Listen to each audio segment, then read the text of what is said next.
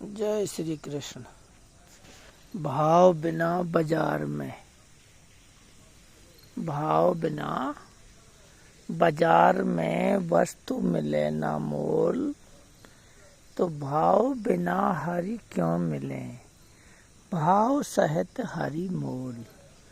भावना के अंदर भगवान है। भावना जैसे सुदामा की भावना थी, द्रौपदी की भावना थी, और मंथरा की भावना थी, कुब्जा की भावना थी, और जितनी भी 16,108 पटरानी थी उनकी भावना थी। और वो कौन सी पटरानी थी और कौन सी रानियां थी? राम राम साहब। कौन सी रानियां थी, पटरानियां थी? राधा जी थी, रुक्मणी भी थी।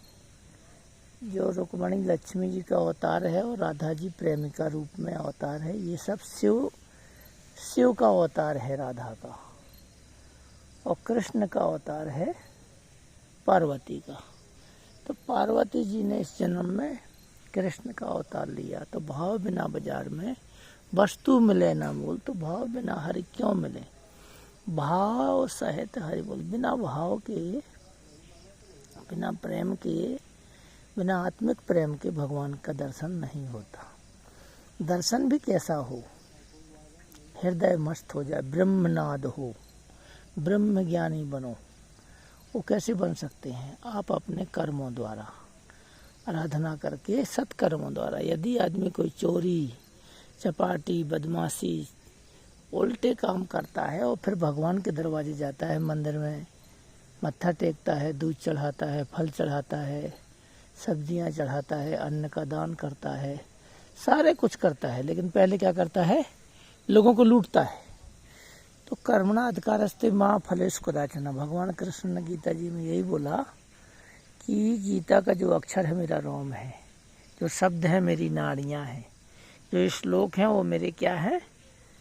हड्डियाँ हैं। और जो इसके उन्होंने लास्ट में कह दिया 5वां अध्याय मेरा मन है और 18वां अध्याय मेरे चरण है। तो चरण पे चले जाओ। चरण का मतलब क्या है? भगवान के चरणार बिंदु का मतलब क्या है? कर्मों द्वारा आराधना करके, सब मस्त मनुष्य समुदाय कर्मों द्वारा आराधना करके। अब ब्राह्मण के जो कर्म हैं वो गीता के 18वें अध्याय में लिखे हैं, क्षत्रिय के कर्म हैं 18वें अध्याय में लिखे हैं, वैश्य के कर्म हैं 18वें अध्याय में लिखे हैं, शूद्र के कर्म हैं 18वें अध्याय में लिखे हैं। लेकिन क्या है, कोई ब्राह्मण, क्षत्रिय, वैश्य, शूद्र है ही नहीं। हाँ, सिर्फ आत्मा ही आत्मा है। अब इसको ध्यान योग के द्वारा समझ सकते हो। जब तक आप लोग सभी जो भी मेरे चैनल को सब्सक्राइब करते हैं, मैंने कई बार आपको स्वामी श्री कृष्ण निर्मोही भजन प्रवचन में यही वादा किया कि जो 8-15 दिन में, महीना में 1 दिन डालता हूँ मैं अपने ज्ञान की बातें, जो बोलता पुरुष है, जो मैं बोल रहा हूँ और आप सुन रहे हो, यही आत्मा है। तो इसको कर्मों द्वारा साफ करो। जैसे कपड़ा धोने के बाद साबुन से जितना कपड़ा आप अच्छे तरीके से धोगे तो वो साफ हो जाएगा, और कांच को जितना भी साफ करोगे तो आर पार दिखाई देगा। इस प्रकार गंगा जी का जल जो निर्मल है उसमें कीड़े नहीं पड़ते। सूर्य है जो, उसके ऊपर कोई थूक नहीं कर सकता, मुंह पे ही गिरता है। तो ये क्या है? अगाध चीजें हैं। वायु हर सर्वत्र व्याप्त है, वायु हर जगह शुद्ध करती है। जल हर चीज को, अपवित्रता को जो है ना, शुद्ध करके देता है। चाहे वो हड्डी मांस डाल दो, चाहे उसमें गंदगी कर दो, मलमूत्र साफ करो, चाहे कपड़े साफ करो, लेकिन वो आपको सफाई करके देगा। इस प्रकार से अग्नि में कुछ भी डालो आप, चाहे हवन करो और चाहे आदमी का जलता हुआ, जो मुर्दा शरीर को जलाते हैं अग्नि द्वारा, तो उसको वो शुद्ध कर देती है, जला डालती है। तो जो जितने प्रकार के जो भावनाएं हैं वो अपने कर्मों की आराधना द्वारा, कर्म रूपी यज्ञ। अब कर्म रूपी यज्ञ क्या है? अब ये आदमी नहीं समझते, क्योंकि हर मनुष्य जो है ना, कहाँ घुस चुका है, कहाँ घुस गया है हर एक आदमी का दिमाग?